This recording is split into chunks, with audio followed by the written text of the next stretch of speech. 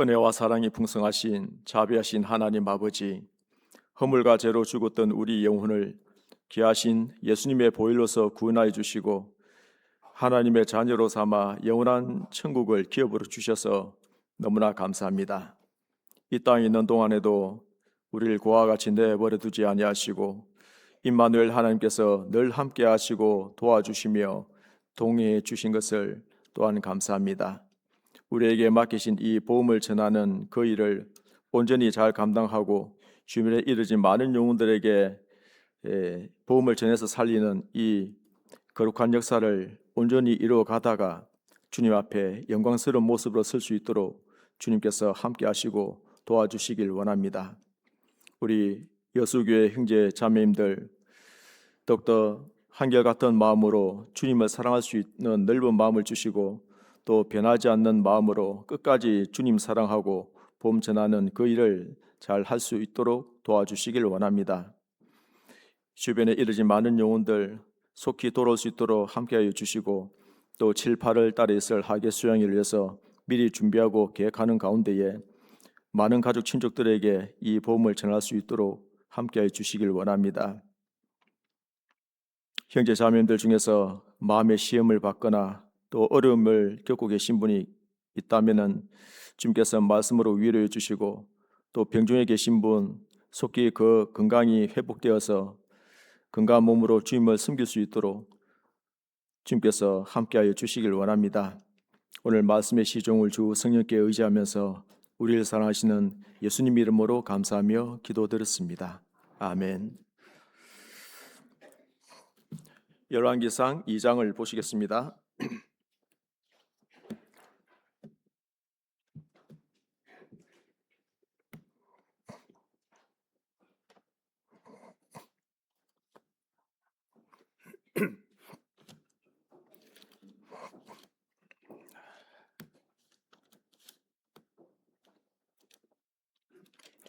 열왕기상 2장입니다. 1절부터 4절까지 말씀 같이 읽으시겠습니다. 다윗이 죽을 날이 임박하며 그 아들 솔로몬에게 명하여 가로되 내가 이제 세상 모든 사람의 가는 길로 가게 되었노니 너는 힘써 대장부가 되고 내 하나님 여호와의 명을 지켜 그 길로 행하여 그 법률과 계명과 율례와 증거를 모세의 율법에 기록된 대로 지키라. 그리하면 내가 무엇을 하든지 어디로 가든지 형통할지라. 여호와께서 내 일에 대하여 말씀하시기를 만일 내 자손이 그 길을 삼가 마음을 다하고 성품을 다하여 진실이 내 앞에서 행하면 이스라엘 왕위에 오를 사람이 내게서 끊어지지 아니하리라 하신 말씀을 확실히 이루게 하시리라. 오늘은 이스라엘의 위대한 왕인 이 다윗이 어린 시절 기름 부음을 받고 30세에 이스라엘 왕이 되어서 40년간 통치하고 주변 나라를 정복하고 70세가 되었을 때에 이제 죽을 날이 임박하게 되었습니다. 세상 모든 사람이 가는 길로 나도 가게 됐는데 이제 사랑하는 아들 솔로몬에게 왕위를 넘겨주고 이 어린 나이에 이 솔로몬이 왕이 되잖아요. 그래서 이 다윗이 어떤 말을 내가 남겨야 될 것인가? 이 다윗의 유언이 지금 기록되어 있는 거죠. 이 다윗은 지나간 생애를 쭉 되돌아봤을 것입니다. 그래서 하나님이 자신과 함께하였고 그 많은 어려움과 시련 속에서도 도와주신 그 여호와 하나님을 생각하면서 이제 마지막 유언을 남기게 되는데 첫 번째 하는 그 유언이 방금 읽었던 이 말씀 속에서 너는 힘써 대장부가 되고라는 이 말을 남기고 있습니다. 그 외에도 몇 가지 유언을 남기게 되는데요. 왜 이 말을 가장 먼저 남겼을까요?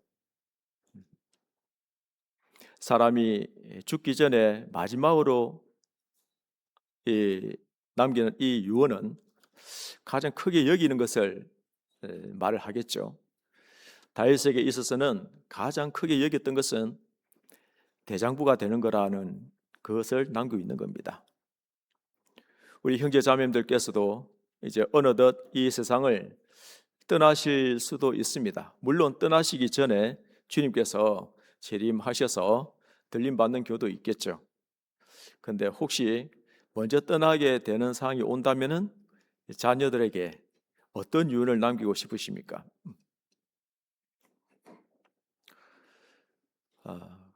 이 대장부가 되고라는 이 말이 이 다윗의 심중에는 가장 크게 생각했던 그런 신앙의 요소라는 것을 알 수가 있겠죠. 다윗도 어린 나이에 물론 기름 부음 받고 여호와는 나의 목자시니 하고 양을 치면서 여호와 하나님을 생각하고 또 하나님의 마음과 뜻을 알아갔지만은 그러나 대장부가 되기에는 충분하지 않았습니다. 점점 많은 시련과 환난 가운데에 하나님 앞에 대장부다운 그런 모습으로 성장한 것입니다. 그래서 우리들도 구원을 받고 천성에 갈 때까지 이 땅에 있는 동안에 점점점 대장부가 되어가는 신앙의 철이 되는 그런 방향으로 성장해야 될 것입니다. 그래서 다윗이 어떤 면에 있어서 하나님 앞에 대장부다운 그런 면모를 가지고 있었는지를 좀 몇 가지 시간이 되는 대로 생각해 보려고 합니다. 하나님께서는 모세를 통해서 신명기에서의 미리 말씀하셨습니다.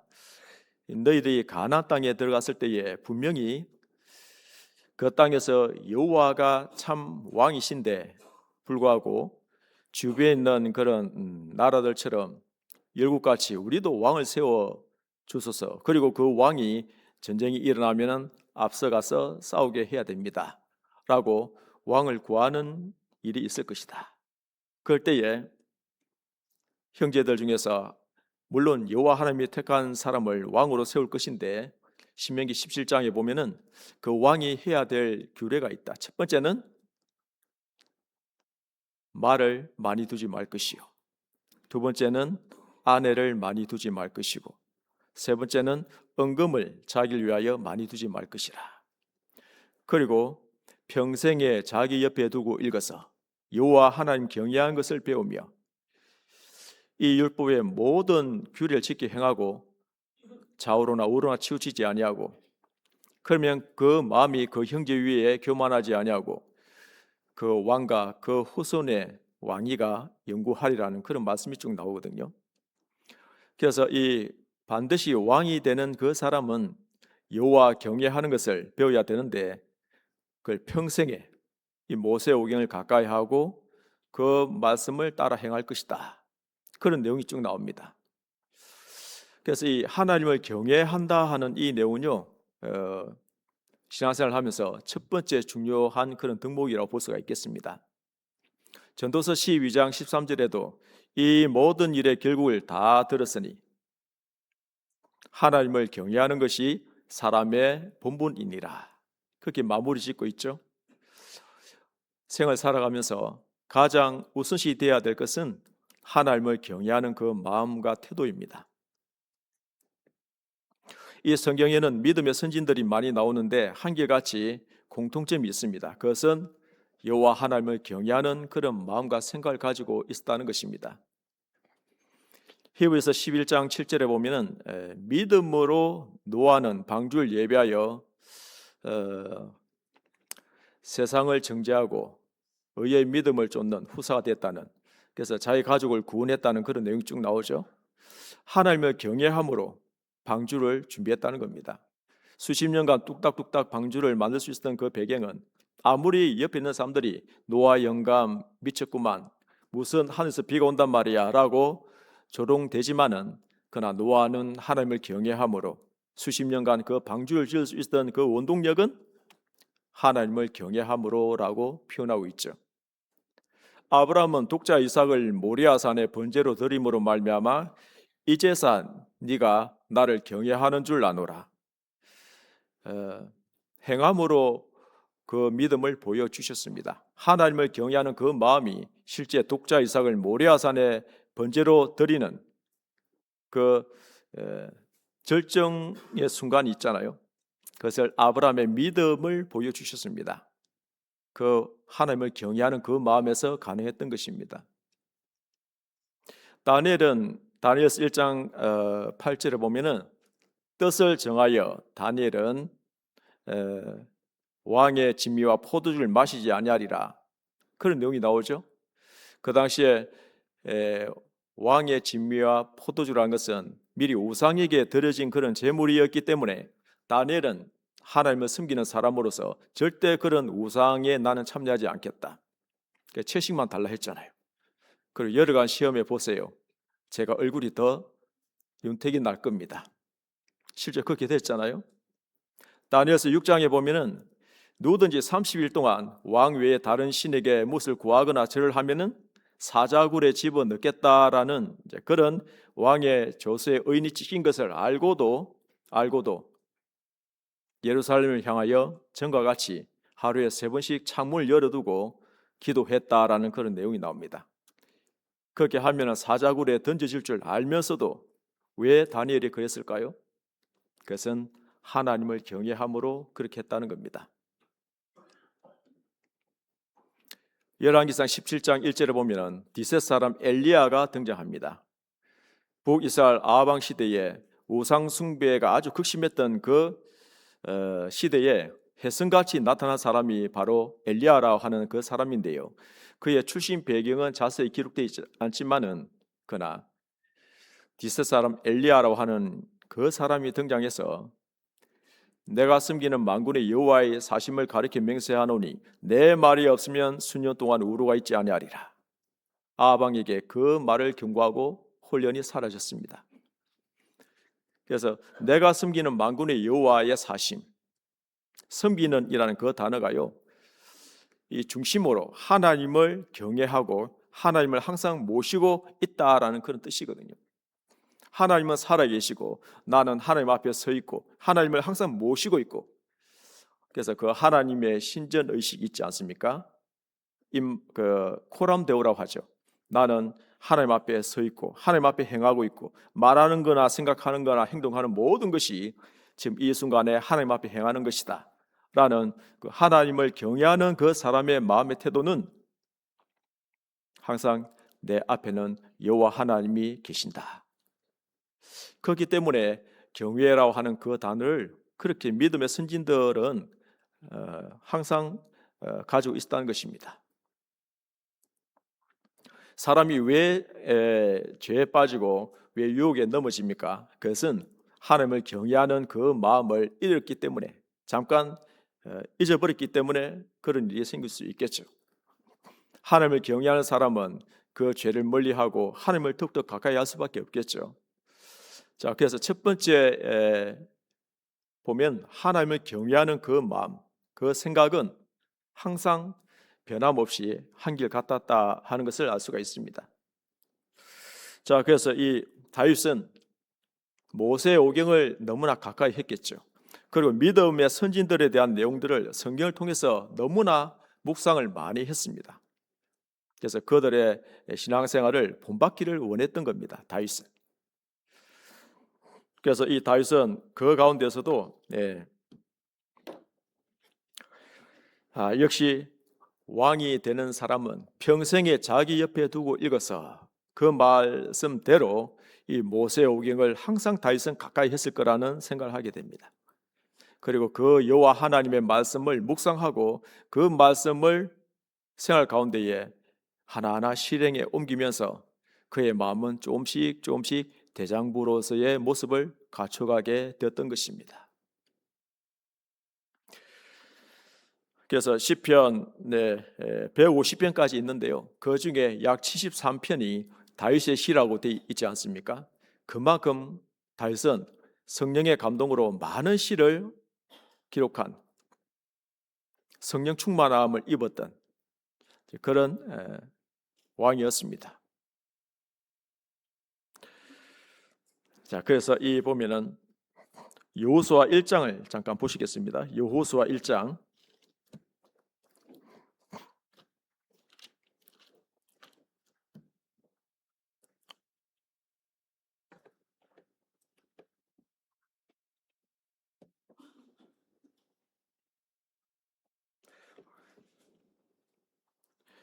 여호수아 1장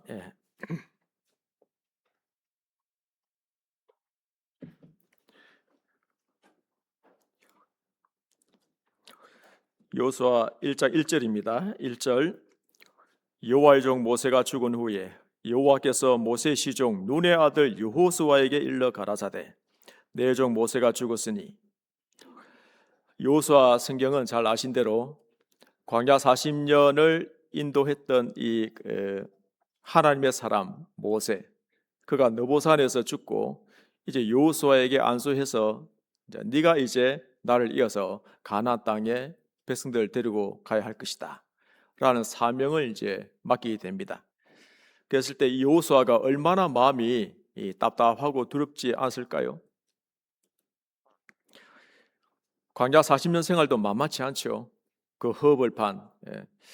그런데 이 실제로 가나안 7족속과 전쟁을 해서 이겨야 되는, 그 족속들을 다 진멸해야 되는 이 전쟁은요, 광야 생활 못지않게 아주 위험하고 아주 목숨을 거는 그런 전쟁이라는 겁니다. 그랬을 때 여호수아 마음에도 아주 두려운 마음이 생길 수 있잖아요. 옆에 영적 거인인 모세가 지금 사라진 상황에서 이 여호수아가 그동안에 하나님이 함께 하시고 도와주신 것을 많이 경험했지만은 그러나 실제 가나안 7족속을 몰아낸다는 것은요, 웬만한 마음을 가지고는 전쟁에 나가기가 참 힘들 겁니다. 그 마음을 아시고 하나님께서는 여호수아 1장에 여호수아에게 말씀을 하시고 담대함을 주신 것을 알 수가 있습니다. 자, 그래서 5절 보시면은 너의 평생에 너를 능히 당할 자 없으리니 내가 모세와 함께 있던 것 같이 너와 함께 있을 것임이라. 내가 널 떠나지 아니하며 버리지 아니하리니 마음을 강하게 하라, 담대히 하라. 너는 이 백성으로 내가 그 조상에게 맹세하여 주리라 한 땅을 얻게 하리라. 오직 너는 마음을 강하게 하고 극히 담대히 하여 나의 종 모세가 내게 명한 율법을 다 지켜 행하고 좌로나 우로나 치우치지 말라. 그리하면 어디로 가든지 형통하리니 이 율법책을 내 입에서 떠나지 말게 하며 주야로 그것을 묵상하여 그 가운데 기록한 대로 다 지켜 행하라. 그리하면 내 길이 평탄하게 될 것이라. 내가 형통하리라. 9절 같이 읽겠습니다. 내가 내게 명한 것이 아니냐. 마음을 강하게 하고 담대히 하라. 두려워 말며 놀라지 말라. 내가 어디로 가든지 내 하나님 여호와가 너와 함께 하느니라 하시니라. 내가 내게 명한 것이 아니냐. 시장 대통령의 말도 아니고 하나님, 창조주 하나님의 말씀이지 않느냐. 자, 그래서 마음을 강하게 하고 담대히 하라. 두려워 말며 놀라지 말라. 이 보면 7절에서 9절까지요. 마음을 강하게 하라. 6절에도 마음을 강하게 하라. 계속 마음을 강하게 하라, 담대히 하라, 놀라지 말라, 이런 말씀이 계속 나오죠. 사람은 깜짝깜짝 놀랄 일이 많잖아요. 자, 그런데 놀라지 말고 담대히 하라. 왜? 내가 너와 함께 함이니라.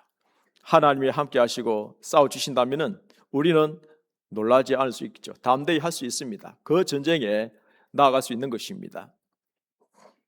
자, 그래서 이 담대함이 생기려면은, 그런데 여기서 중요한 조건이 하나 있습니다. 그것은 뭐냐면 7절에 있는 것처럼 모세가 내게 명한 율법을 다 지켜 행하고라고 돼 있죠. 역시 답은 어디 있느냐?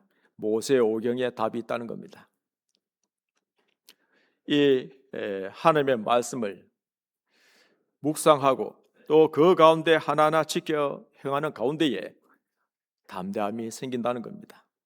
좌우로 치우치지 아니하고 자기 생각을 다 내려놓고 자기 깨를 내려놓고 하나님의 말씀이 이러하구나 하면 그 말씀에 순종하고 행하였을 때에 결국 담대함을 얻게 된다는 것이죠. 그래서 다윗도 이 내용을 잘 알았을 것입니다. 그래서 이 다윗은 그렇구나, 오직 하나님의 말씀만 내가 의지하고 붙들고 살아야 되겠구나, 그것을 어렸을 때부터 철저하게 훈련을 받아간 겁니다. 시편 40편을 보시겠습니다.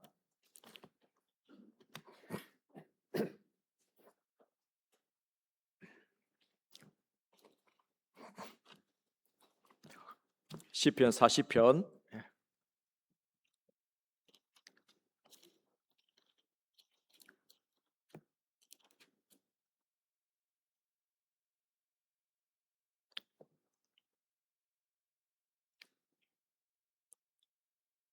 1절입니다. 내가 여호와를 기다리고 기다렸더니 귀를 기울이사 나의 부르짖음을 들으셨도다.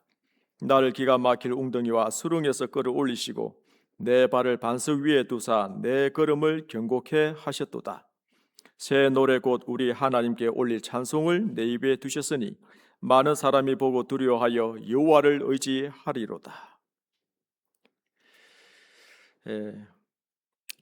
시편 40편에 있는 이 내용이요, 아마도 12절에 보시면은 다윗의 죄가 머리털보다 많음으로 그런 내용이 나오잖아요.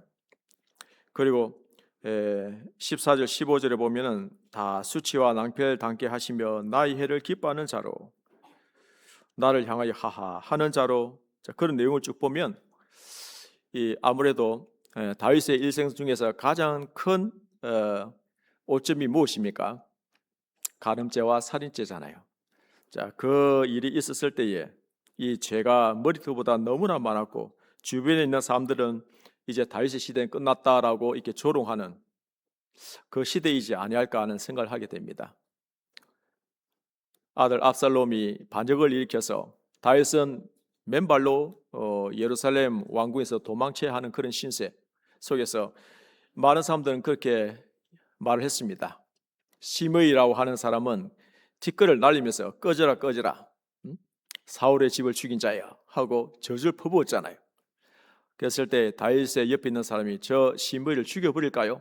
아니, 놔두어라. 하나님이 이 모습을 보고 혹시 나에 대한 그 징계를 좀 감해 주실 줄 어찌알랴. 그런 마음으로 다윗은 눈물을 흘리면서 도망가는 그런 시세였습니다. 어쩌면 그때 다윗의 생애는 끝날 수도 있습니다. 완전히 누가 봐도 다윗은 이제 돌아오지 못할 상황이다라고 생각을 했던 것 같습니다. 그랬을 때에 이 다윗은 간절히 하나님 앞에 기도하게 되죠. 무엇을 기도하느냐 하면은 나를 기가 막힐 웅덩이와 수렁에서 끌어올릴 수 있는 분은 사람이 아니고 여호와 하나님밖에 없으시다. 내가 비록 이런 죄를 범했지만은 그러나 하나님은 나를 끌어올릴 수 있는 분이시다. 왜 그러냐면 하나님은 16절에 말씀하신 것처럼 같이 읽겠습니다. 무릇 주를 찾는 자는 다 주로 즐거워하고 기뻐하게 하시며 주의 구원을 사랑하는 자는 항상 말하기를 여호와는 광대하시다 하게 하소서. 주의 구원을 사랑하는 자는, 하나님의 구원을 갈망하는 이 사람들은 다 여호와는 광대하시다 하게 하소서. 사람의 생각과 다르죠. 하나님의 생각과 계획은 다릅니다. 하나님은 스케일이 크신 분이죠. 하나님은 시작부터 끝까지 한 번에 다 알고 계시고 모든 인생을 다 감찰하시면서 다 인도하고 계시는 분이고 각 사람에 대한 그런 계획을 다 가지고 계시고 이 세상에 창조하셔서 두셨습니다. 이끌어 가십니다. 그래서 하나님은 다윗에 대해서 스케일이 광대하신 분이기 때문에 하나님 저를 여기서 회복시켜 주십시오. 17절 보면 나는 가난하고 궁핍하오나 주께서는 나를 생각하시오니 주는 나의 도움이시오 건지시는 자시라. 나의 하나님이여 지체하지 마소서. 비록 왕이었지만은 자신은 하나님 앞에 너무나 가난하고 궁핍한 존재입니다. 하나님의 도움 없이는 나는 살 수가 없습니다. 자, 그래서 이 다윗은 여호와는 나의 요새시요 반석이요 피난처요 나의 의지가 되시는 분인 것을 그동안 하나님께서 나와 함께 하시고 건져주신 것처럼 이 가장 큰 어려움을 당하고 있는데 이 또한 하나님께서 날 건져주십시오 라고 하나님의 그 인자하심 자비를 의지하고 간절히 부르짖는 그런 기도 내용입니다. 그래서 시편 21편 7절에 보면 왕이 여호와를 의지하오니 지극히 높으신 자의 인자함으로 요동치 아니하리다. 왕이 여호와를 의지하오니, 항상 다윗은 젖된 아이가 어미 품에 있는 것 같이 그 여호와 하나님을 이 사랑의 품으로 항상 생각하고 그 하나님의 품에 안기기를 원했다는 겁니다. 왕이 여호와를 의지하오니. 왕이 되면은 마음이 높아지잖아요.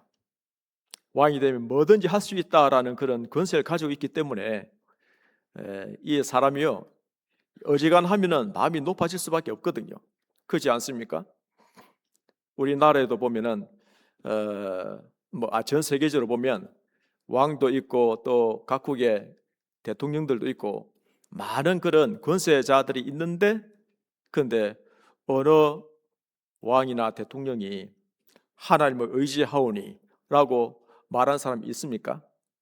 요즘 시대는 더구나 더 없지 않습니까? 그런데 이 다윗이 변함없이 하나님을 의지하오니, 그 미국의 16대 아브라함 링컨 같은 경우에는 참 여호와를 의지했던 그런 대통령이었지 않습니까? 자, 그런데 이 다윗은 항상 그런 마음을 가지고 있었다는 겁니다. 그래서 이 하나님께서 이 다윗의 마음을 보시고 그를 계속 대장부다운 그런 마음으로 하나님의 마음을 닮은 쪽으로 계속 이끌어 가신 것입니다. 그래서 점점 알아간 것이 있습니다. 그것은 뭐냐면은 내가 성급하게 어떤 일을 행하면 안 되겠구나, 일을 거르칠 수 있다라는 생각을 가지고 항상 무슨 일 행하기 전에 여호와 하나님 앞에 기도하고 행하는 습관을 가진 겁니다. 하나님을 의지하는 사람은 반드시 그 하나님 앞에 기도하는 것이 몸에 배어 있는 사람이겠죠. 무슨 일을 행하든지 어떤 일 행하든지 항상 먼저 여호와 하나님께 기도하는 그 습관. 그래서 사무엘하 5장에도 보면은 다윗이 블레셋과의 전쟁에서 하나님 올라가리까? 올라가라. 이 전쟁은 내가 붙인 것이다. 전면전을 말씀하셨습니다. 당연히 이겼죠. 그 다음에 또 블레셋이 침공하는데요, 이번에 어떻게 합니까? 올라가지 말고 숨어 있어라. 자, 그래서 뽕나무 꼭대기에서 거름 걷는 소리가 들리거든 동작하라. 기습 공격을 해라 이 말이죠. 우리는 항상 이것은 전에도 했었고, 이거는 그냥 기도 없이 그냥 해도 성공할 거다라고 행하다가 혹시 잘못된 경우도 있겠죠. 그래서 우리는 항상 매사에 하나님을 개입시키고 기도하는 습관을 가져야 되겠습니다. 이 다윗이 점점 신앙이 성장해 가면서 대장부가 되어 가면서 분명히 안 사실은 이 세상에서 환경이나 여건 바라보지 아니하고 사람도 의지할 대상이 아니고 오직 하나님만 나의 의지가 되시는 분이다 하는 것을 알아갔던 것입니다. 다윗에게 있어서 한 가지 이해가 안 되는 것이 있었죠. 그것은 무엇이냐면은 미갈과 결혼을 했잖아요. 그러면 사울 왕은 장인 어른입니다. 왕이면서 장인이에요. 그런데 이 사울 왕이 악신이 들어서 너무나 힘들어할 때에 이 다윗이 수금을 켜서 그 악신이 물러가게 하고 마음을 유쾌하게 해준 적도 있었는데, 그런데 단창을 들고 자기를 죽이려고 하잖아요. 던졌잖아요. 도대체 이 장인 어른이 왜 날 죽이려고 하는지 이해가 안 되는 거죠. 그 아내 된 미갈과 함께 그 집에 있었을 때에 사울이 사람들 보내어서 이 다윗을 잡아오게 한 일이 있었습니다. 그때 다윗은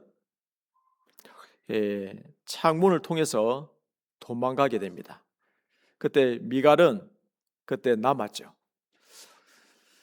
그래서 어쩔 수 없이 아내와 헤어질 수밖에 없고, 미갈은 아마 다윗과 함께 다니면 고생길이다 싶어서 그냥 집에 있었던 것 같아요.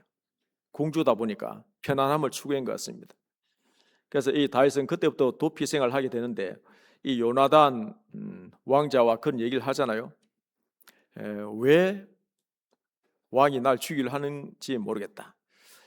그럴 리 없다고. 이 요나단은 아버지가 대소사를 나와 의논하지 아니하고는 절대 행하지 않기 때문에 그 아버지의 심중을 내가 정확하게 파악해 보겠다.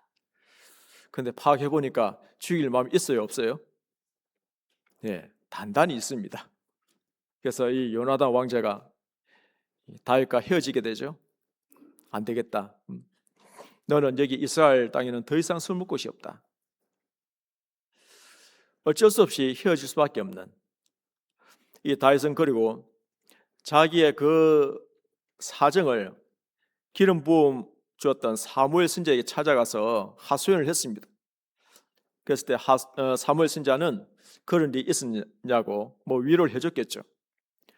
그 선지자가 위로해 주는 것, 자기의 기름을 부어줬기 때문에 이 사무엘 선지자는 그 당시에 엄청난 그런 영향력을 끼치는 인물이잖아요. 그 순간에는 교제해주고 위로해 주는 것이 도움이 많이 되었을 것입니다.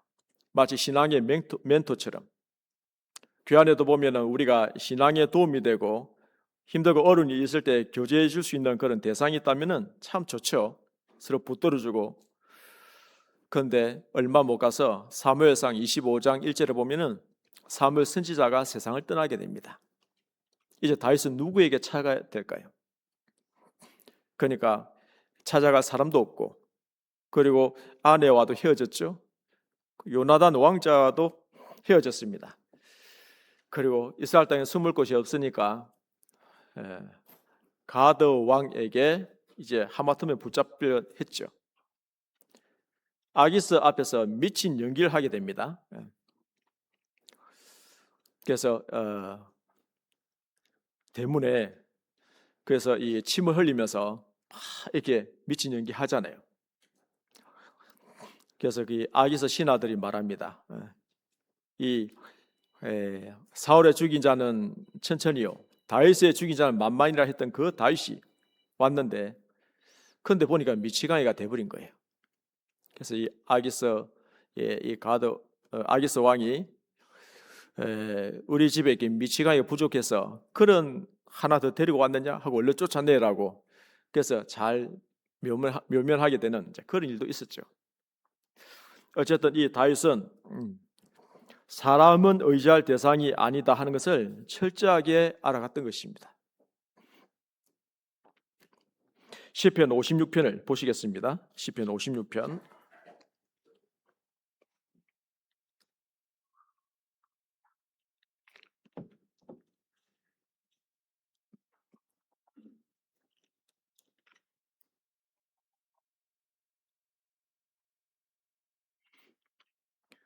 시편 56편 그 위에 보시면은 다윗이 가드에서 블레셋인에게 잡힌 때에라고 돼 있죠.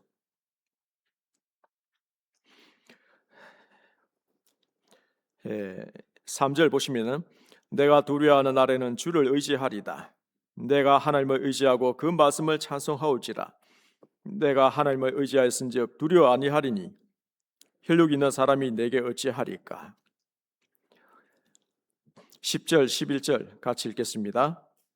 내가 하나님을 의지하여 그 말씀을 찬송하며 여호와를 의지하여 그 말씀을 찬송하리다. 내가 하나님을 의지하였은즉 두려워 아니하리니 사람이 내게 어찌하리까. 혈육 있는 사람이 내게 어찌하리까. 사람이 내게 어찌하리까. 어떤 환경과 위협 속에서도 하나님을 의지하는 이 다윗. 우리는 두려움이 가끔 생길 수도 있잖아요. 그렇죠? 자, 그런데 그런 두려움이 임했을 때에 사람을 두려워하지 아니하고 환경을 두려워하지 아니하고 어떤 질병이 왔을 때도 두려움이 있죠, 당연히.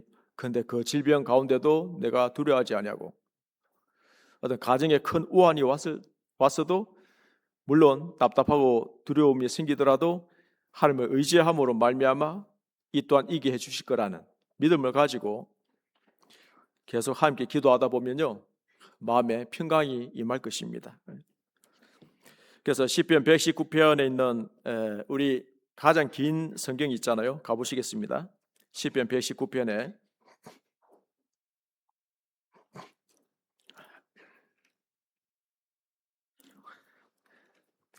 시편 119편은 말씀장으로 유명하죠. 각 성경마다 이제 장에 대해서 주제를 정하는 경우가 있죠. 고린도전서 13장은 무슨 장입니까? 고린도전서 15장은요? 맞습니다. 부활장. 시편 136편은요? 시편 136편. 네, 감사장이라고 합니다. 이 감사하라 감사하라 그 내용이 참 많죠. 자, 시편 119편은 말씀장이죠. 말씀장. 성경 읽기 하다가 하루에 뭐 몇 장씩 읽다가 그날 저녁에는 시편 119편 걸렸네요. 그러면 좀 일찍 주무시기는 이제 포기하셔야 되잖아요. 그래서 119편은 176절까지나 있어요. 아주 길죠. 그런데 이 시편 119편의 기자가 누구일까? 어떤 사람은 에스라라는 의견도 있고 어떤 사람은 대부분 다 다윗이 기록했을 거라고 그렇게 생각을 합니다. 자, 그래서 이 다윗이 내용상으로 보면 이 말씀을 의지했던 이 다윗에 대한 내용, 그리고 하나님께 찬송과 영광을 돌리는 그런 내용이 많이 있잖아요. 그래서 119편에 있는 몇 개의 구절만 통해서 또 확인해 보시겠습니다. 50절 보시면은 이 말씀은 나의 곤란 중에 위로라. 주의 말씀이 나를 살리셨음이니이다. 우리가 구원받는 것도 하나님의 보험의 말씀을 통해서 구원을 받는 거죠. 제사함이라 하는 이 위로의 말씀을 통해서 우리가 구원을 받는 겁니다. 67절 보시면은 고난 당하기 전에 내가 그릇 행하였더니 이제는 주의 말씀을 지키나이다. 구원받고 만사 형통이면 얼마나 좋겠습니까? 많은 고난이 있습니까? 없습니까?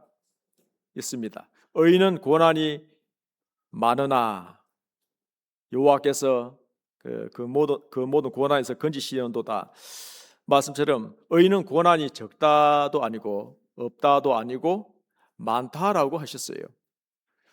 주님 뜻대로 살아가려고 하는 그 경건하게 살고자 하는 그 의인은 더욱더 많은 고난이 있다라고 하셨습니다. 그런데 고난 당하기 전에는 내가 그릇 행하였더니 이제는 주의 말씀을 지키나이다. 어떤 분들은 사업하는 형제님은 수요 말씀 빠지고 나중에는 장사가 잘 되다 보니까 주일 말씀까지 빠지는 거예요. 구입 모임도 빠집니다.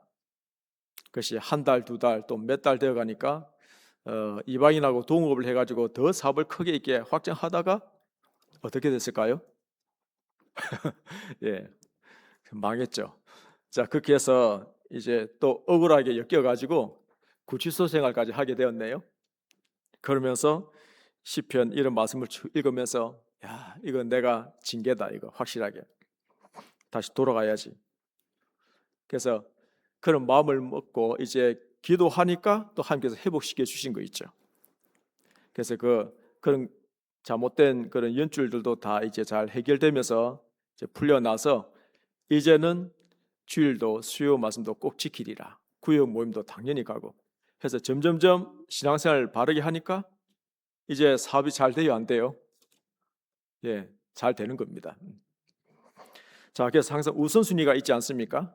사업을 하든 무엇을 하든 고난 당하기 전에 내가 그릇 행하였더니 이제는 주의 말씀을 우선 지키겠다 하는 이 신앙의 태도가 중요한 거죠.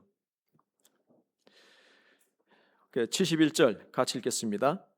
고난 당한 것이 내게 유익이라. 이로 인하여 내가 주의 율례를 배우게 되었나이다.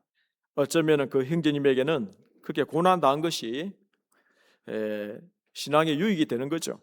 그래서 이제는 주의 율례를 내가 하나하나 실제 생활 속에서 배우게 되었습니다. 그래서 이 고난은 위장된 축복이라는 그런 말이 있죠. 123절 가보시겠습니다. 123절.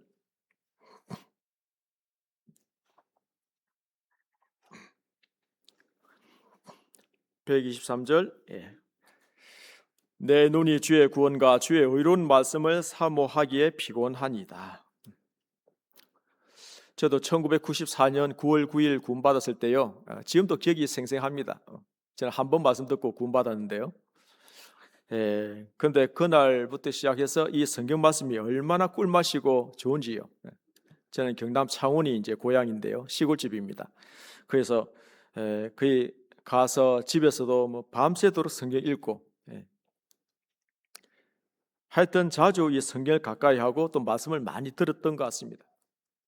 그래서 구원받고 몇 달 동안에 이 많은 말씀을 들었고 읽었고 했던 이 내용들이 초유이지 않습니까? 그래서 이 면역을 좀 잘 이렇게 갖췄던 것 같아요. 그래서 감사하게도 한 번도 교회를 떠난 적은 없었는데, 그래서 여기 보면은 주의 의로운 말씀을 내가 너무나 사모하기 때문에 새벽까지 성경 읽다 보면 좀 피곤하잖아요. 그리고 이제 육신은 비록 피곤해도 영혼은 너무나 행복한 거 있죠. 그래서 친한 친구에게 막 전도하러 다니기도 하고, 그래서 성경 강의는 1일차부터 4일차까지 있잖아요. 밤새도록 그냥 들은 대로 그대로 전했더니 그 친구가 있잖아요. 새벽이 됐는데 아주 그냥 얼굴이 아주 새까매졌어요. 이제 보험까지는 안전하고 그 앞에까지 다 전했기 때문에 그런 것도 생각해 보면 정말 이 순수한 마음으로 배운 것을 그대로 전했던. 근데 요즘엔 무엇 때문에 피곤할까요? 성경을 너무나 많이 봐서 너무 피곤하다, 눈이 피곤하다 그런 분 계셔요? 물론 연세가 있으신 분은 글자가 좀 잘 안 보여서 성경을 좀 보니까 눈이 너무 침침하고 피곤하다 이런 분이 계실 겁니다. 근데 정말 요즘에 피곤한 그 이유가 엉뚱한 영상이나 이 스마트폰 이런 영상 매체 있잖아요. 그런 걸 너무 많이 봐가지고 피곤하지 않습니까? 요즘 하루 24시간이잖아요. 그런데 전에는 성경 보는 시간이 훨씬 많았을 겁니다. 그러죠? 기도하는 시간이 훨씬 많았을 겁니다. 근데 지금은 어떻게 됐습니까? 스마트폰이라든지 다른 영상 매체 보는 것이 유튜브 같은 거 이게 훨씬 또 이렇게 많아지지 않습니까? 그래서 우리 마음과 생각이 점점 별 쓸모없는 것에, 가치 없는 것에 너무 시간을 많이 보내고 있구나 그런 생각을 하게도 됩니다. 그래서 우리는 133절 잠깐 보시겠습니다. 뒤에 이어서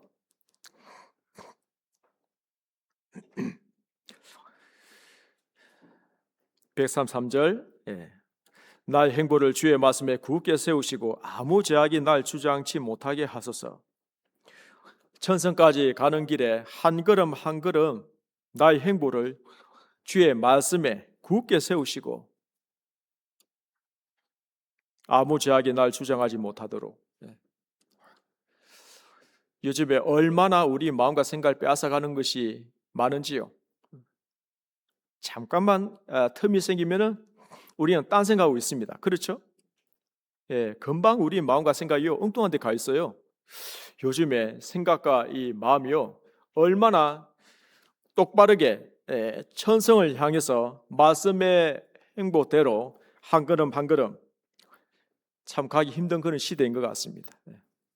그런데 주님께서는 한 걸음 한 걸음 천성을 향해서 간 이 길이 주의 진리의 말씀대로 나아갈 수만 있다면 그 걸음을 정말 기뻐하실 것입니다.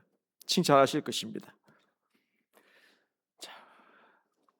그래서 천성을 향해서 가는 그 길에 그러면 평탄한 꽃길만 있느냐? 물론 그건 아니죠.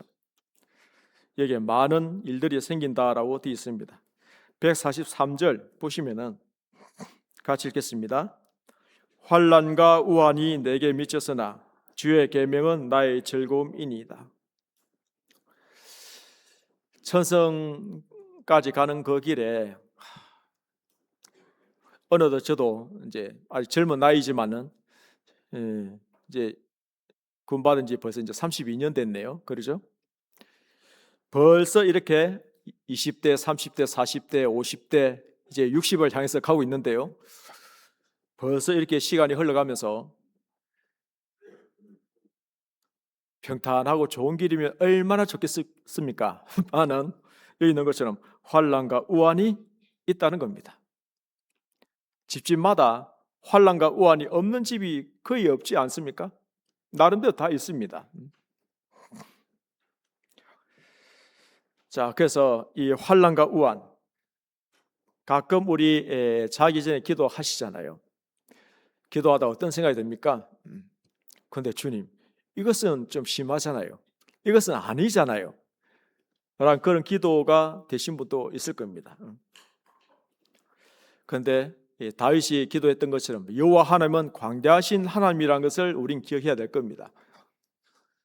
그것 또한 하나님께서 허락하셔서 그런 일을 겪게 하신 것이고, 이사야 55장 8절을 보면 여호와의 말씀에 내 생각은 너희 생각과 다르고 내 길은 너희 길과 달라서 하늘이 땅보다 높음 같이 내 길은 너희 길보다 높다는 그런 다르다는 그런 말씀 쭉 나오잖아요. 자, 그래서 하나님이 행하시는 그런 방법, 행하시는 길, 사람이 행하는 어떤 방법과 길, 차원이 다르다는 거죠. 그래서 여호와께서 내게 관계된 것을 완전케 하실 텐데,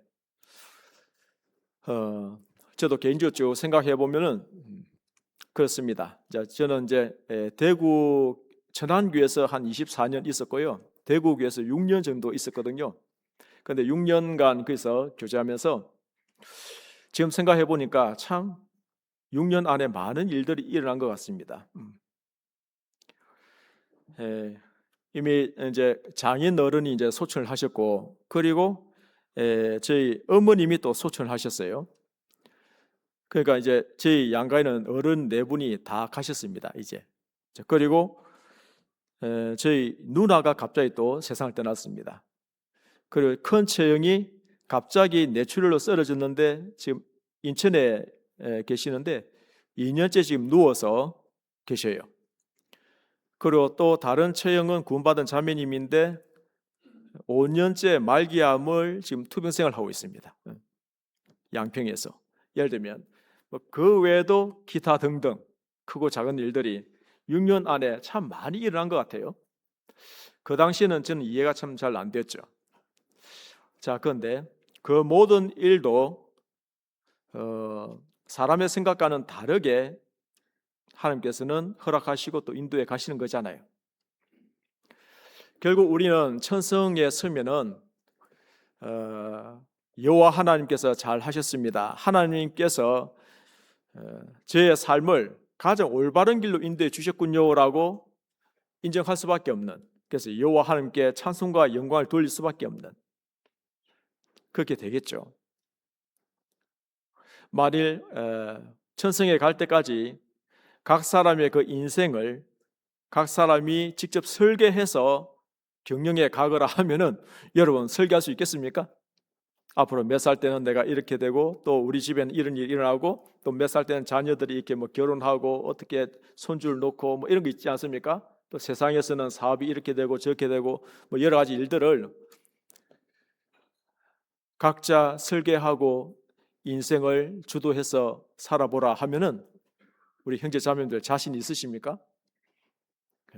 저는 자신 없어요. 도대체 어떻게 설계해야 될지 알 수가 없습니다. 자, 그래서 궁극적으로는 모든 삶을 하나님께 맡길 수밖에 없는 것이고, 그런 믿음을 우리가 가지고 있는 거죠. 천성에 갔을 때는 여호와 하나님 너무나 감사합니다. 그렇게 해야 된다는 거죠.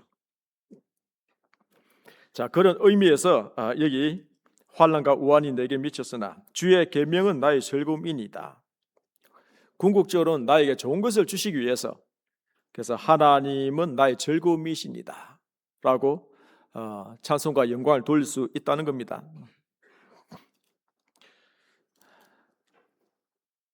그래서 145절 보시면은 여호와여 내가 전심으로 부르짖사오니 내게 응답하소서. 내가 주의 율례를 지키리이다. 내가 주께 부르짖사오니 나를 구원하소서. 내가 주의 증거를 지키리이다. 내가 새벽전에 부르짖으며 주의 말씀을 바라싸우며 주의 말씀을 묵상하려고 내 눈이 야긴이 깊기 전에 깨었나이다. 물론 여러 가지 환난과 우환이 있을 때에 간절히 새벽에 여호와께 부르짖고 밤새도록 여호와 함께 매달리는 그런 기도는 하죠. 그러니까 그런 기도 없이 그냥 기도 없이 그렇게 하지 않습니다. 그러죠? 그래서 각 가정마다 여러 가지 어떤 일들이 있을 때에 간절히 여호와께 부르짖는 그런 마음으로, 그것이 몇 개월이 될 수도 있고 몇 년이 될 수도 있고 그런 기간은 반드시 또 필요할 겁니다. 그런데 그 부르짖는 기도에 여호와 하나님은 들어주시고 응답해 주신다는 겁니다. 자, 그래서 여기 161절 보시겠습니다. 161절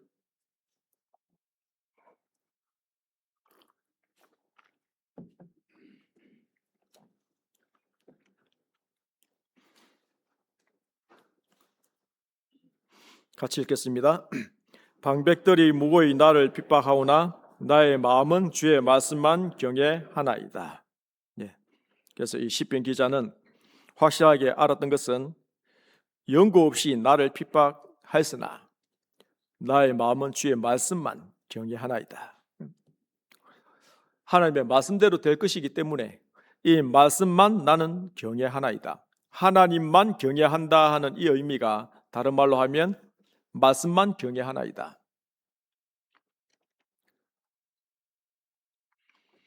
165절 같이 읽겠습니다.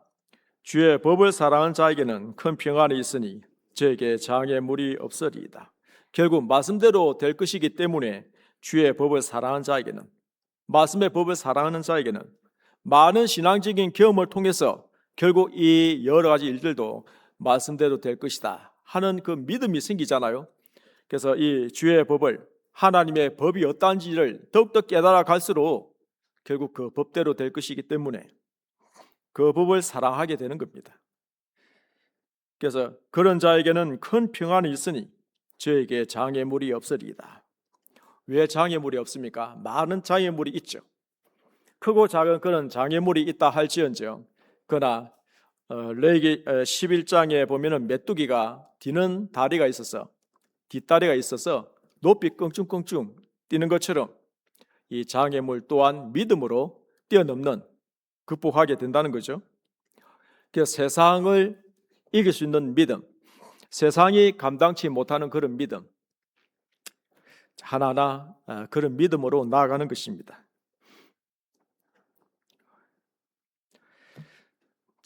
그래서 이 바울 사도도 마찬가지로 30년간 복음을 전했는데, 그런데 많은 동력자가 함께해서 너무나 감사하고 기뻐했습니다. 그러나 어떨 때는 바울 사도는 자기 혼자라는 생각을 할 때도 있었습니다. 디모데후서 4장을 보시겠습니다.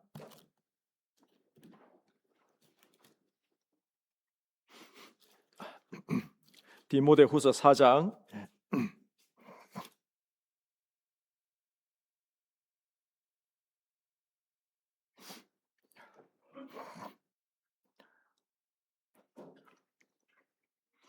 16절입니다. 16절 같이 읽겠습니다. 내가 처음 변명할 때에 나와 함께한 자가 하나도 없고 다 나를 버렸으나 저에게 허물을 돌지 않기를 원하노라. 이 디모데후서 성경은 마지막 순교를 앞두고 보낸 서신서이죠. 사랑하는 아들 디모데에게 보낸 이 서신서에 내가 처음 변명할 때에, 이 변명이라 한 것은 재판 받을 때에 변호하는 거죠. 변론하는 거죠. 나와 함께한 자가 하나도 없고 다 날 버렸으나, 이 바울 사도 옆에 누군가는 바울 사도를 대변해주고 변호해줄 수 있는 그런 동력자가 있으면 참 좋겠는데, 그런데 한 사람도 없었다 이거죠. 왜 없었을까요? 어쩌면 괜히 옆에 변호했다가 같이 순교당할 수도 있겠다, 그런 두려움이 있을 수도 있고. 자, 그러나 저희에게 허물을 돌리지 않기를 원하노라. 왜 그러냐면 바울 사도는 이제 그 동력자들은 또 가는 곳마다 복음을 전해야 될 것이고, 그리고 바울 사도 자신도 하나님만 의뢰하는 법을 그동안 배워왔기 때문에 그래서 허물을 돌리지 않기를 원한다라고 했습니다. 이 고린도후서 1장에 보면 그런 내용이 나오잖아요. 아시아에서 당한 환난을 너희가 모르기를 내가 원치 아니하노니 마음에 심한 고생을 받아 사형 선고를 받을 정도로. 그런데 왜 그렇게 했는지하면 이는 자기를 의뢰하지 말고 오직 죽은 자를 다시 살리시는 하나님만 의뢰하게 하기 위해서, 그 하나님께서 지금까지 나를 건져주셨고 또 현재 당하고 있는 이 고난도 건져주실 것이고 천성에 갈 때까지 당할 그 고난 또한 건져주실 것을 나는 믿노라. 자, 그런 내용이 쭉 나옵니다. 자, 그래서 우리는 여기 하나님만 의지하고 하나님께만 나의 모든 것을 부탁하고 맡기는 그 믿음의 어떤 자세, 믿음의 삶, 그것을 주님은 요구하시는 것입니다. 그래서 다윗은 점점점 그런 대장부다운 그런 면모를 갖춰가기 시작한 것입니다. 사도행전 13장 22절에 보면은 하나님께서 사울을 폐하시고 다윗을 왕으로 세우시는 그 내용에서 내가 이새의 아들 다윗을 만나니 내 마음에 합한 사람이라 내 뜻을 다 이루게 하리라, 그런 내용이 나오죠. 이새의 아들 다윗을 만나니까 하나님 마음에 합한 사람이라, 하나님의 뜻을 다 이루게 하리라. 어떤 면에서 하나님 마음에 합한 사람이 될 수 있었느냐, 남은 시간 좀 생각해 보겠는데요. 첫 번째는 이 다윗은 하나님을 경외하고 하나님을 의지하고 그 말씀에 순종하는 가운데에 점점 하나님처럼 마음이 넓어져 가면서 백성들의 마음을 잘 헤아릴 줄 아는 그런 넓은 마음을 가져갔다는 겁니다. 사무엘상 22장을 보시겠습니다. 사무엘상 22장.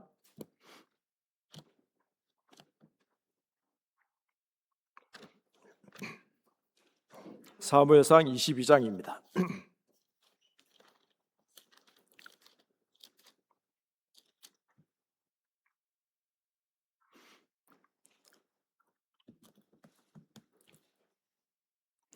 1, 2절 말씀인데 같이 읽겠습니다.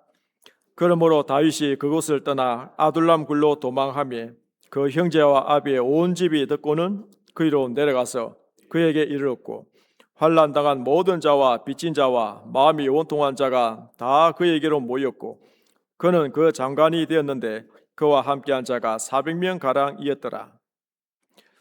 이 다윗 자신도 도망자 신세였는데도 불구하고 여기 환난 당한 모든 자, 빚진 자, 마음이 원통한 자가 다 다윗에게로 모여들었다라는 이 내용이 나오죠.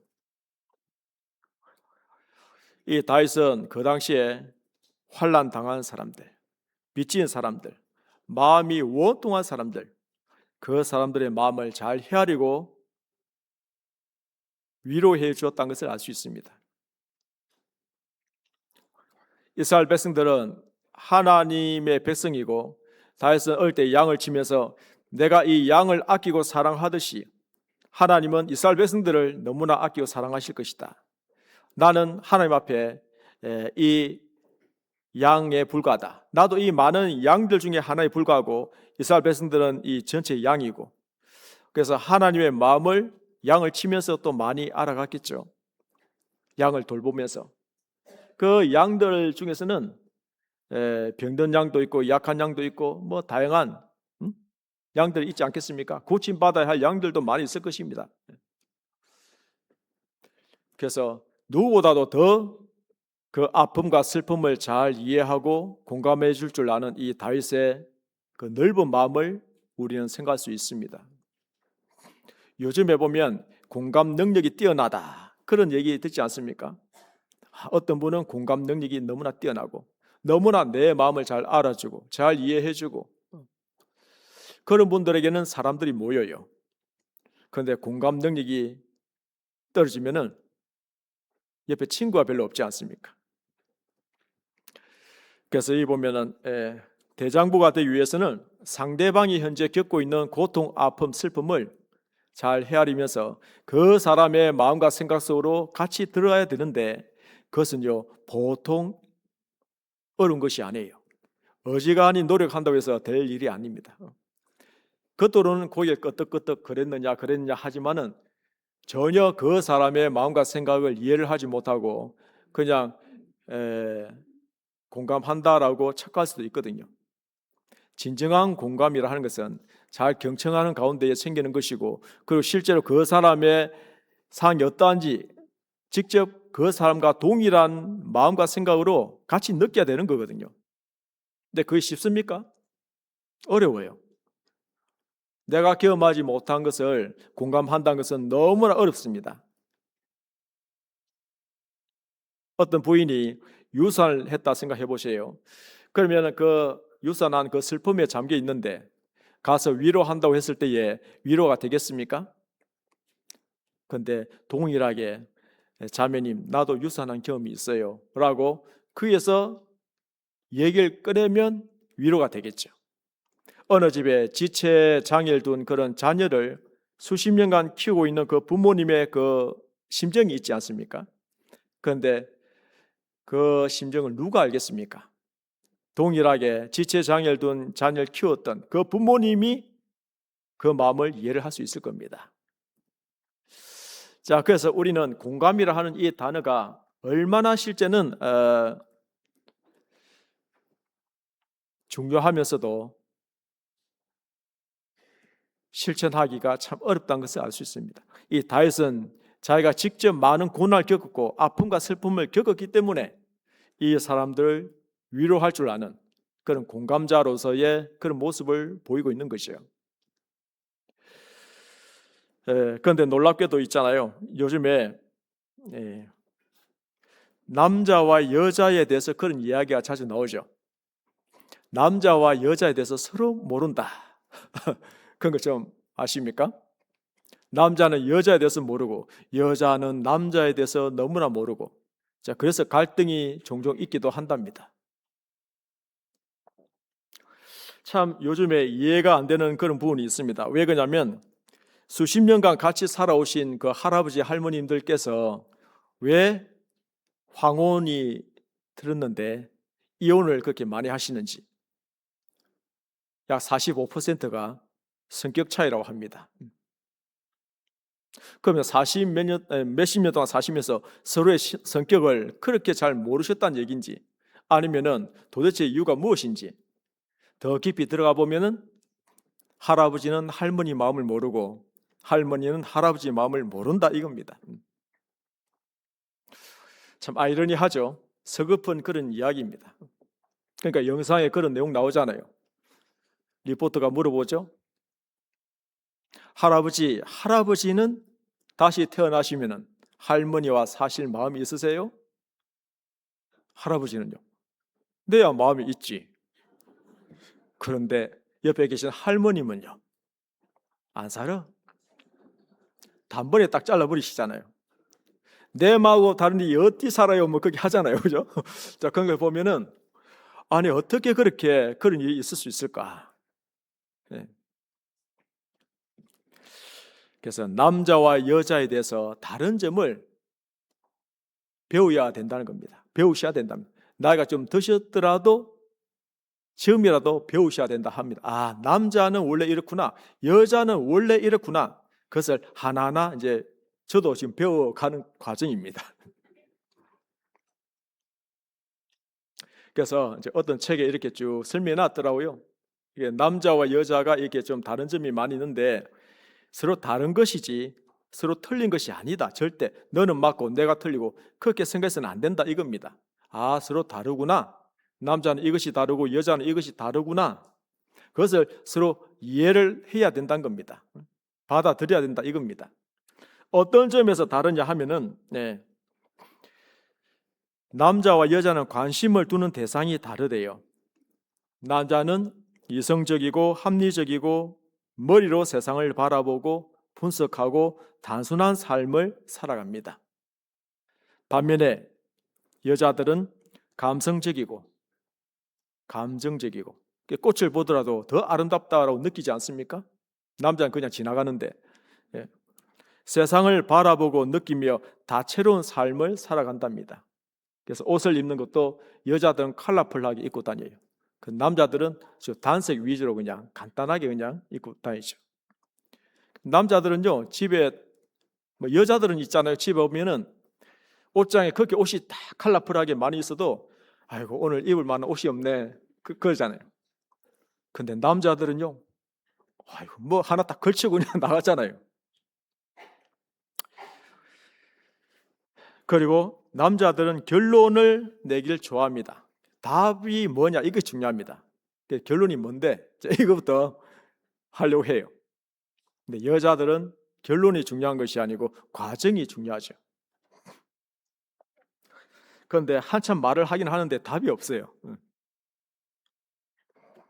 그래서 찻집에서 몇 시간씩 서로 여자분들은 모여가 얘기하고 나서도 그 부족해서 집에 와서 또 전화 들고 이분은 또 내가 집에 가서 할게 하잖아요.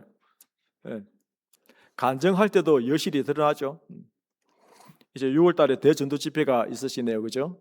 그러면 이제 기도 부탁을 합니다. 예.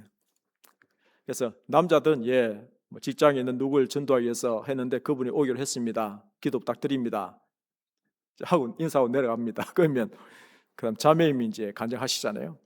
근데 저는 이번 집회 때 누구를 전도하기 위해서 기도하는 중에 몇 사람이 생각났는데 그 중에 누구를 먼저 해야 되겠다 생각이 나서 그러면 언제 어디서 만날까 생각했는데 가면은 거기가 카페가 너무 좋고 그래서 거기 가면은 내가 어떤 말부터 할까 직접 그분을 만났는데 거기에는 이참에 내가 이 말 할까 하다가 또 멋진 그 그림이 하나 있어가지고 이분의 마음이 어떨까 뭐 한참 얘기하다가 듣고 있는 형제님들은요 속으로 그렇게 생각하죠. 온다는 얘기인지 안 온다는 얘기인지.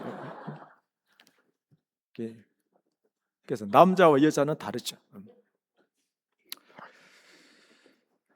근데 남자들은요 아무리 좋은 카페 아무리 좋은 음식점에 간다 하더라도 금방 잊어버려요. 기억이 안 나요. 학예 수양회 때도 여실히 드러납니다. 어떤 어머니의 자매님이요 상담하자마자 탁 오셔가지고 들썩 앉으시면서 얘기 보따리를 다 꺼내시는데 제가요 어느 집안에 시집을 갔는데 거기에는 호랑이 같은 시어머니 그리고 여우 같은 시누이 몇 명이나 되는데 그 제가 이런 집안인지 모르고 와가지고 해서 막 있잖아요 구구절절히 해서 막 눈물도 펑펑 쏟으시면서 한두 시간 정도 혼자 얘기하고 계셔요. 그러면 아이고 자매님 그래서 많이 힘드셨겠네요 하면 이것은 시작에 불과해요 하고 또 얘기 보따리가 있잖아요. 또 막 다른 보따리가 팍 나와요. 그러면 아이고 힘드셨겠다 하고 있잖아요. 좀 이따 있잖아요. 그분은요. 아유 근데 저만 얘기하고 있죠 하고 아니에요 더 얘기하셔요. 가끔 듣다 보면은 속으로 이런 생각이 납니다. 너에게 인내가 필요하면 그 말씀이 자꾸 생각납니다. 그럼 목사는 뭐 하느냐? 티슈만 계속 갖다 주는 거죠 이제. 그거 이제 좀 있으면 속이 후련하시대요. 그거 이제 해결됐대요. 그리고 감사합니다 하고 일어서시는 거예요. 제가 말씀 한 구절도 안 찾았는데 여자입니다. 잠시 후에 고2 남학생이 탁 들어옵니다. 그래서 목사님 앉아 보셔요. 그래서 어떻게 오셨어요? 제가 어릴 때부터 교회 안에 자라서 구원받은 그래서 이제 그런데 고등학생이 되니까 이 세상 친구들이 얼마나 저와 같이 주일날 놀러 가자 하는지 그런데 한 번, 두 번, 세 번 빠지니까 영 마음이 안 좋아요. 그래요, 형제님? 그럼 형제님은 확실히 구원받은 게 맞아요? 제가 확실히 구원받았죠. 구원받은 사람은 주일날 교회에 와야 돼요? 안 와야 돼요?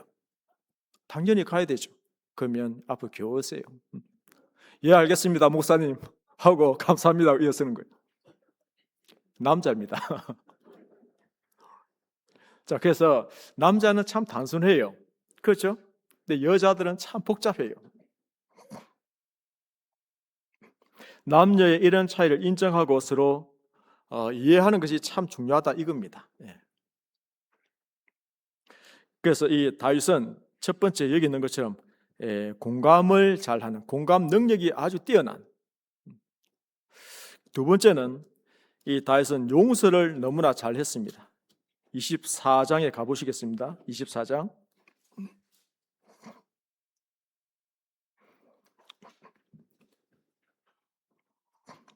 24장에 가보시면은 4절입니다. 4절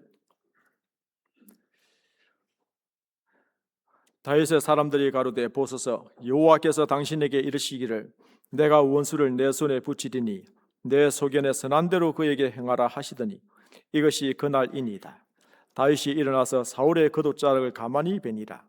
그리한 후에 사울의 옷자락 뱀을 인하여 다윗의 마음이 찔려 자기 사람들에게 이르되 내가 손을 들어 여호와의 기름 부음을 받은 내 주를 치는 것은 여호와의 금하시는 것이니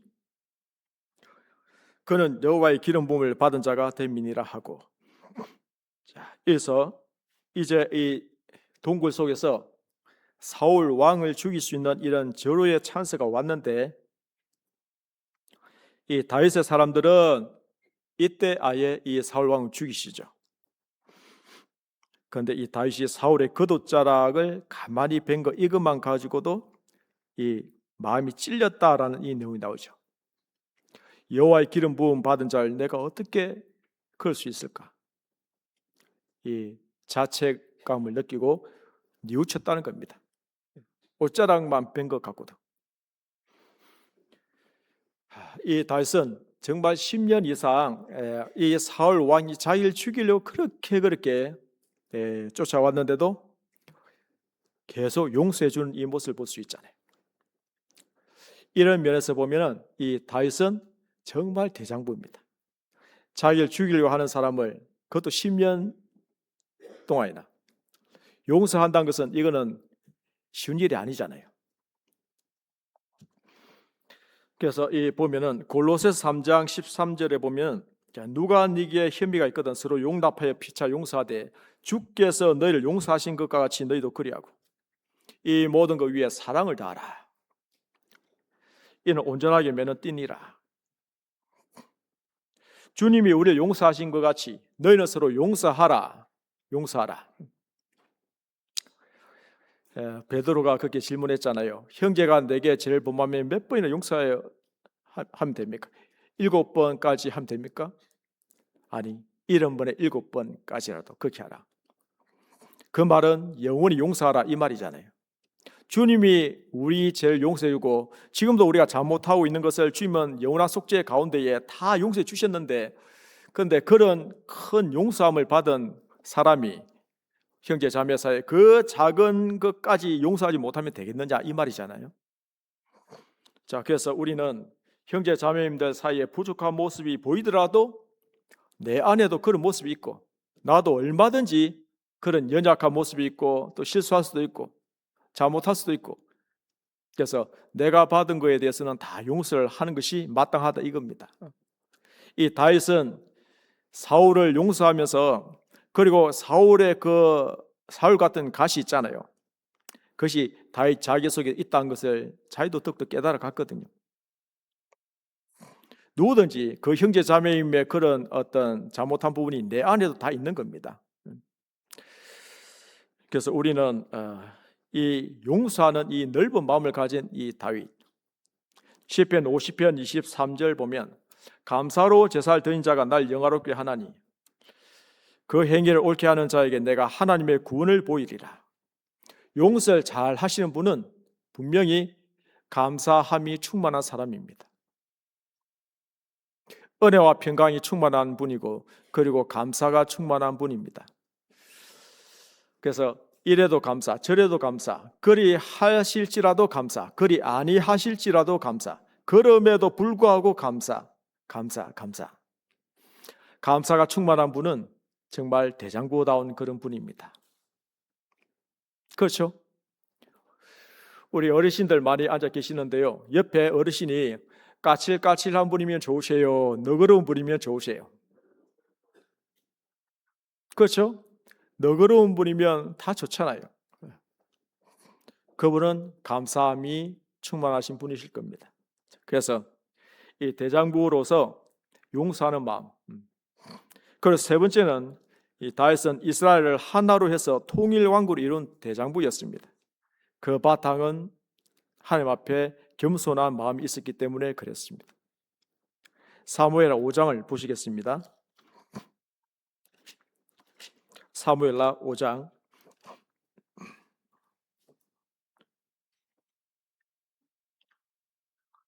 사무엘하 5장 1절 보시면은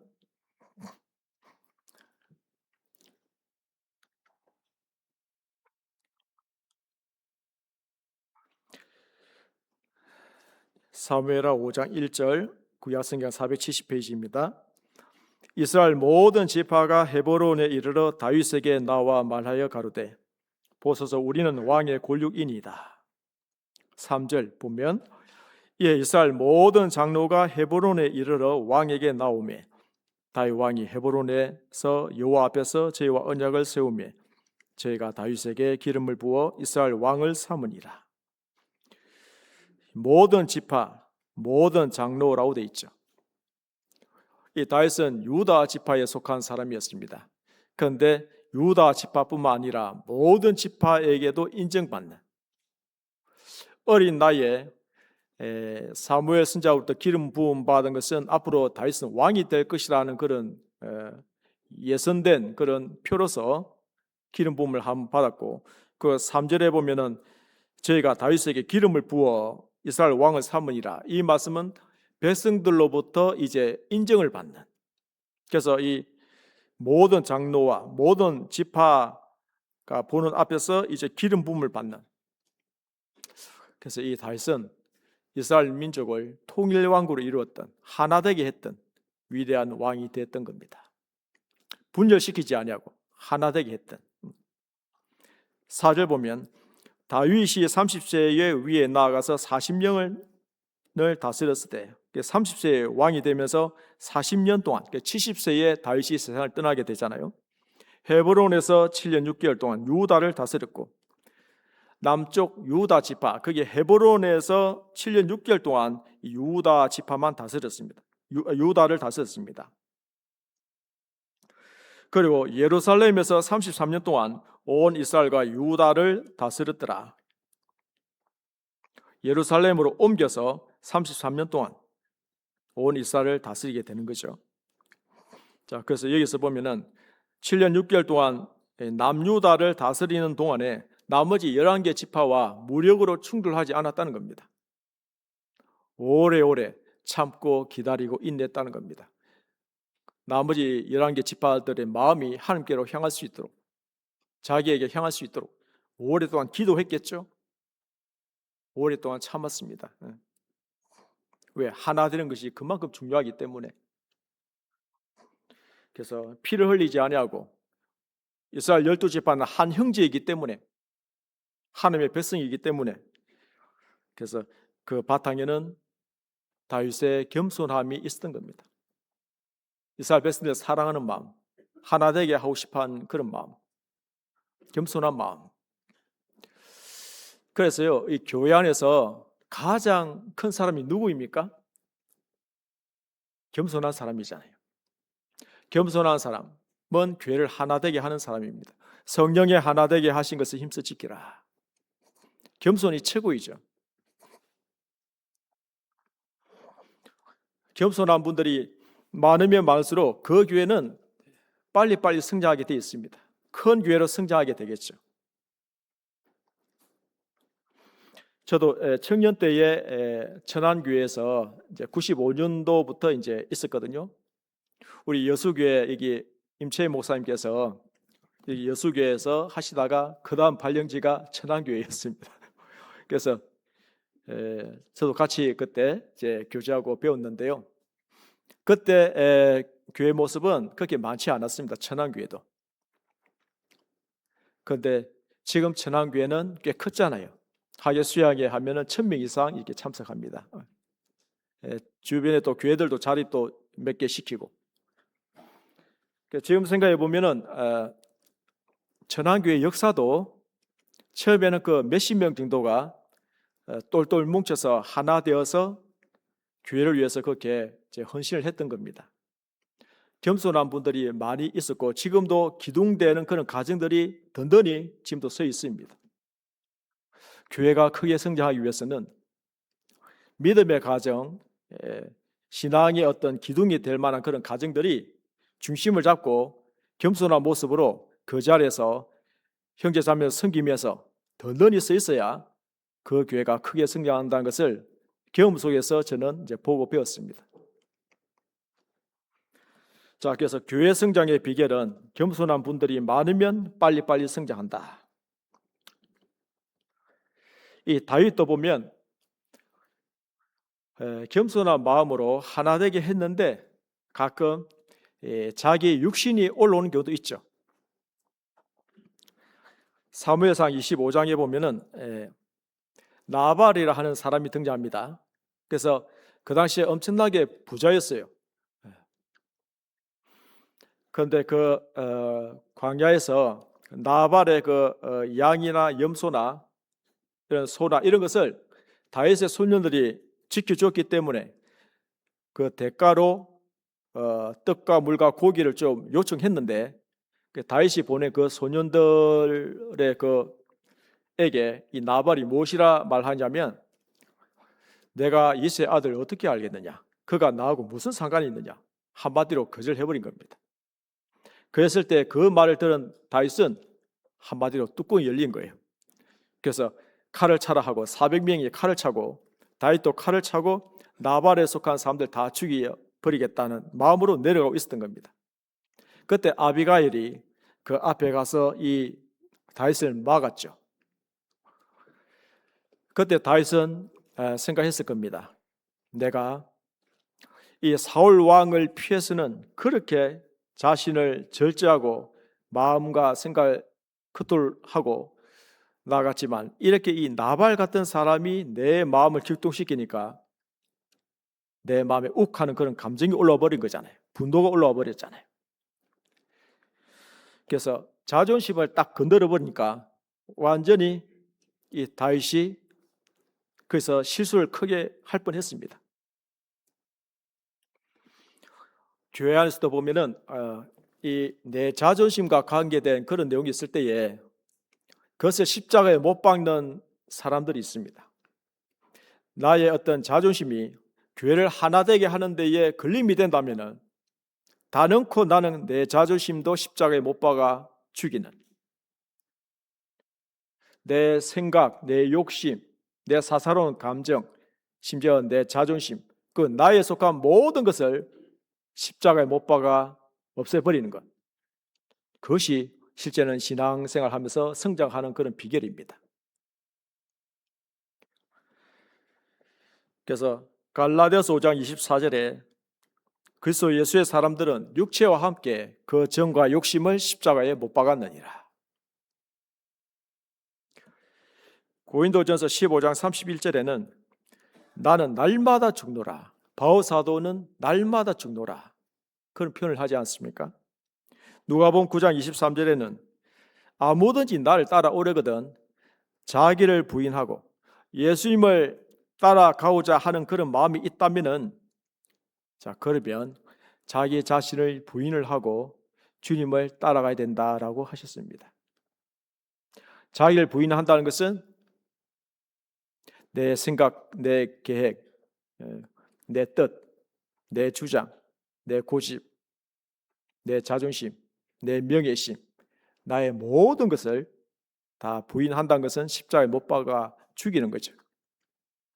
그렇게 하고 주님을 따라갈 것을 그렇게 말씀하신 것입니다. 그런 의미에서 이 다윗은 점점점 하나님의 마음에 합한 사람으로 대장부다운 마음으로 점점 이제 성장했던 것입니다. 그 가운데 다윗이 또 하나 잘한 것이 있습니다. 그것은 자기 건강 관리를 너무나 철저히 잘했다는 겁니다. 시편 18편을 보시겠습니다.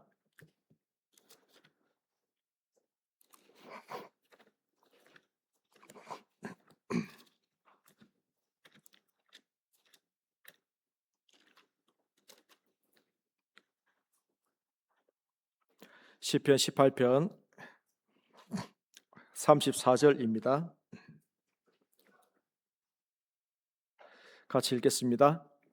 내 손을 가르쳐 싸우게 하시니 내 팔이 놋화를 당기도다. 이 다윗은 놋화를 당길 정도로 아주 힘이 장사였다는 거죠. 그러니까 사자와 곰하고도 싸울 정도로 이 다윗은요 체력도 아주 좋았다는 겁니다. 몸이 건강했다는 것을 알 수 있죠. 건강에는 마음의 건강과 육신의 건강이 있습니다. 그래서 어느 것이 중요합니까? 둘 다 중요하죠. 마음의 건강도 중요하고 육신의 건강도 중요합니다. 자, 그래서 이 마음의 건강, 육신의 건강, 이 두 가지의 건강을 잘 관리해서 영혼 몸이 주님 재림하실 그때까지 거룩하게 온전히 흠없이 보존되어서 영광 중에 만나셨으면 좋겠습니다. 자, 그래서 우리 여수 지역은 너무나 살기 좋은 곳이잖아요. 다 건강해 보이시네요, 보니까. 그래서 지금 건강하실 때에 건강 관리 잘 하셔서 많은 분들이 구원을 받게 역사하는 그 일을 이루시고 주님 앞에 서시길 함께 기도합니다. 오늘 말씀을 정리하면은 다윗이 죽음을 앞두고 너는 힘써 대장부가 되라. 는 그 유언을 남겼는데 어떤 면에서 대장부다웠느냐 하면은 첫 번째는 여호와 하나님을 경외함으로 대장부가 될 수 있습니다. 그리고 다윗은 하나님의 말씀을 묵상하고 실천함으로 점점 대장부가 되어갔습니다.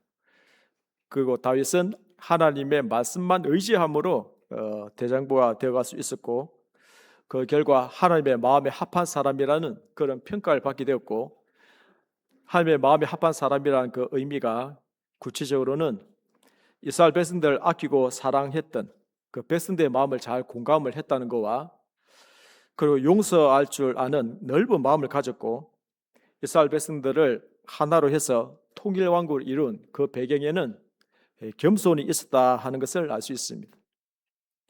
그 노화를 당길 정도로 싸움에 능한 대장부였다는 것을 생각하면서 몸과 마음을 너무나 잘 관리했다는 것을 알 수 있습니다.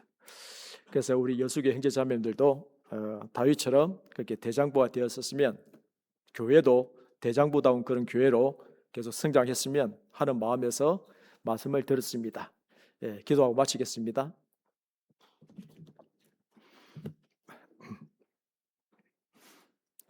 우리를 사랑하시는 자비로우신 하나님 아버지, 오늘 주신 말씀을 통해서 더욱더 우리 여수교회 형제자매님들 대장부다운 그런 넓은 마음을 주시고 하나님을 경외하고 하나님을 기쁘시게 하는 교회로 성장할 수 있도록 함께해 주시길 원합니다. 주변의 많은 영혼들이 여수교회를 통해서 하나님을 발견할 수 있도록 도와주시며 복음의 말씀을 통해서 영혼이 거듭날 수 있도록 역사해 주시길 원합니다.